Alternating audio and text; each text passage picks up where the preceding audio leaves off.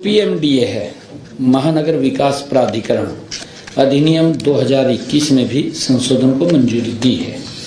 Haryana capital periphery act 1957 का उल्लेख अब पीएमडीए एक्ट में किया है।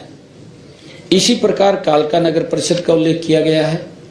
पंचकुला महानगर विकास प्राधिकरण की स्थापना पीएमडीए अधिनियम 2021 के तहत की गई है, जिसका उद्देश्य पंचकुला महानगर क्षेत्र में निरंतर सतत और संतुलित विकास को बढ़ावा देना है। हमने मंत्रिमंडल की बैठक में यह भी निर्णय किया है कि मानव संसाधन प्रबंधन प्रणाली HRMS प्रशासन नीति 2024 के प्रारूप को भी मंजूरी दी है। कर्मचारियों से सेवा रिकॉर्ड को HRMS में शामिल किया गया है। कर्मचारियों के सर्विस संबंधी डाटा को बनाए रखने तथा उससे उनके हित में निर्णय लेने के लिए भी सभी जानकारियां एक ही जगह उपलब्ध होंगी।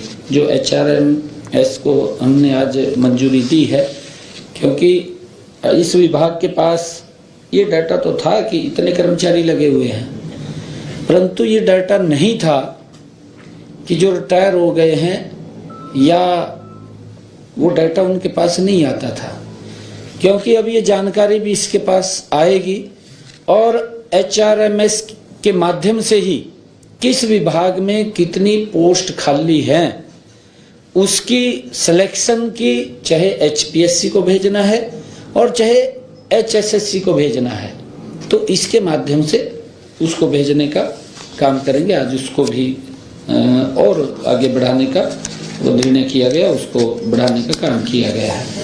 और हमने एक और मंत्रिमंडल में जो हमारे हरियाणा के अनुबंधित कर्मचारी थे, सेवा सुरक्षा अधिनियम 2024 में संशोधन करने की भी मंजूरी उसमें प्रदान की गई है। अब संशोधन में, क्योंकि उसके अंदर ये लिखा हुआ था कि कैलेंडर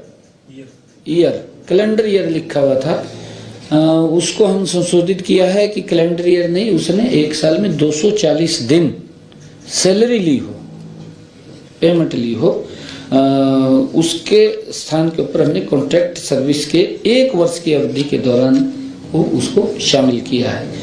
यह निर्णय जो अनुबंध आधार पर लगे कर्मचारियों के अनुरोध पर सरकार ने किया है। लगभग ये फैसले हमने लिए हैं और आज बैठक में पिछले 2 दिनों से हो रही बारिश व ओलावृष्टि को लेकर भी चर्चा की गई है, जिसमें फसलों के हुए नुकसान के संबंध में मंत्रिमंडल के सदस्यों ने चिंता व्यक्त की है। प्रारंभिक आंकलन में तोशाम, भवानीखेड़ा, लोहारू, फतेहाबाद, रतिया, भट्टूकला, नारनौंद, हांसी, महेंद्रगढ़, कनीना, हथीन, बावल क्षेत्रों में बारिश व ओलावृष्टि से फसलों को नुकसान की संभावना है। सभी उपायुक्तों को इस संबंध में जल्द से जल्द रिपोर्ट प्रस्तुत करने के निर्देश भी दिए गए हैं। नुकसान का आंकलन के लिए ई क्षतिपूर्ति पोर्टल खोला जाएगा। आज ये भी इसके ऊपर चर्चा हुई है और चर्चा होकर के जो पिछले दिनों बरसात हो रही थी उसको लेकर के भी पोर्टल की खोला जाएगा। आज के हमारे ये इतने विषय थे। आप सबका बहुत बहुत धन्यवाद। सीईटी में कोई संशोधन किए हैं? जो सीईटी में हुआ है, जो तक बच्चों को लग रहा था 31 दिसंबर तक हमने हाईकोर्ट में कहा, सरकार ने कहा हम सीईटी करा देंगे। सीईटी अभी तक एक बार ही हुआ है, तो क्या सीईटी में भी कोई संशोधन हुआ है? हाँ बिल्कुल, उसके ऊपर भी चर्चा हुई है। शायद आप बता देंगे, फैसला हो गया है? फैसला हो गया है, बैठक में, मंत्रिमंडल की बैठक में फैसला हुआ है और उसको जल्दी ही, क्योंकि ग्रुप C और D पदों की भर्ती के लिए सामान्य पात्रता परीक्षा CET शुरू की थी। सामाजिक आर्थिक आधार पर हरियाणा आदिवासियों को 5% अतिरिक्त अंक देने की शर्त को हटा दिया है, क्योंकि हमारे कुछ लोग भर्ती रोको गहन के लोग वो कोर्ट में चले गए, क्योंकि वो बड़ा वो तो देते हैं हमारे जो विपक्ष के साथी हैं, परंतु कोर्ट में चले गए कि गरीब आदमी को 5 नंबर का लाभ नहीं मिलना चाहिए, और कोर्ट ने उसकी बात को सुन करके उसको खारिज कर दिया है। तो हमने आज उससे हटा दिया है, 5 नंबर वो नहीं देंगे, क्योंकि माननीय कोर्ट ने कहा है। और संशोधन के अनुसार यह नीति पुलिस सेवा, कारगर और गृह रक्षक आदि के पदों सहित ग्रुप सी पदों पर भी सीधी भर्ती के लिए लागू होगी, जिसमें शिक्षण पद, भूतपूर्व अग्निवीर और ग्रुप डी के पद शामिल नहीं होंगे, जिनके लिए न्यूनतम शैक्षणिक योग्यता हरियाणा ग्रुप डी कर्मचारी अधिनियम 2018 के तहत मैट्रिकुलेशन से कम है।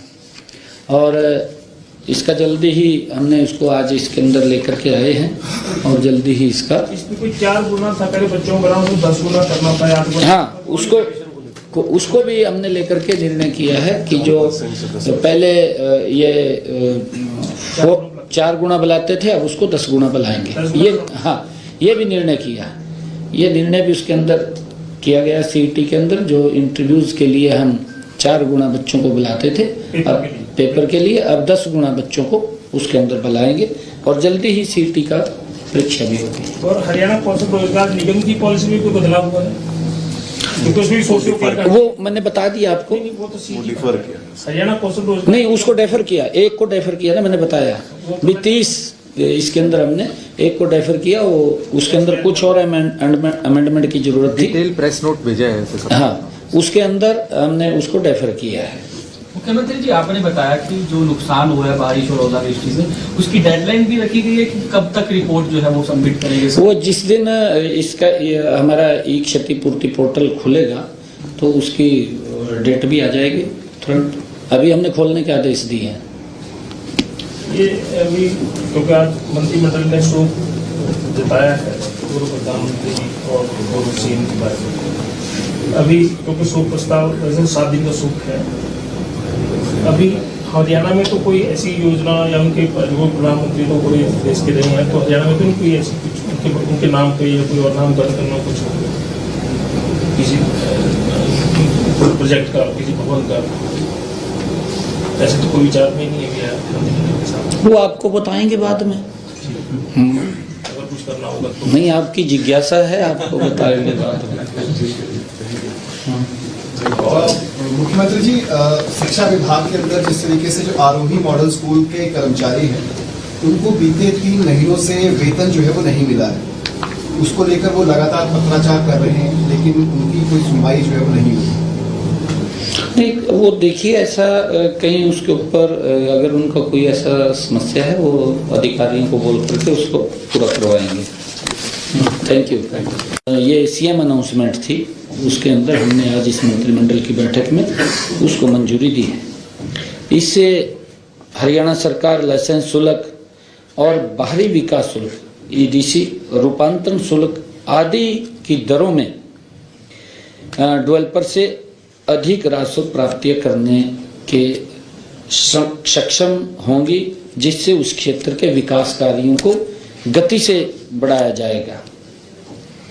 बैठक में एक हमारा जो विषय था कि बैठक में हरियाणा लॉजिस्टिक वेयर हाउस और रिटेल नीति 2019 के विस्तार को भी स्वीकृति प्रदान की गई है।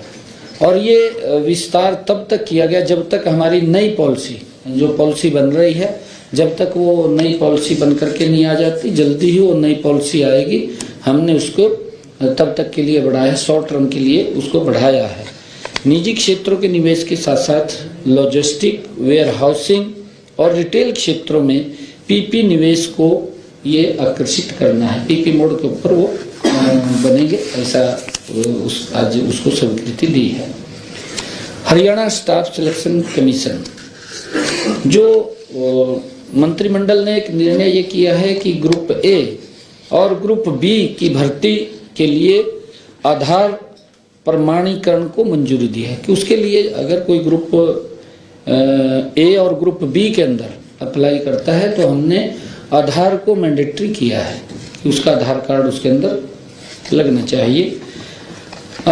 HPSC पोर्टल पर विभिन्न पदों के लिए पंजीकरण प्रक्रिया के दौरान आधार प्रमाणीकरण होगा, ये हमने अनिवार्य उसके अंदर किया है। इससे जो धोखाधड़ी करने वाले उम्मीदवारों पर अंकुश लगेगा, उम्मीदवारों के डाटा की सटीकता भी सुनिश्चित होगी, साथ ही भर्ती प्रक्रिया की विश्वसनीयता बढ़ेगी और प्रतियोगी परीक्षाओं में जनता का विश्वास और मजबूत होगा।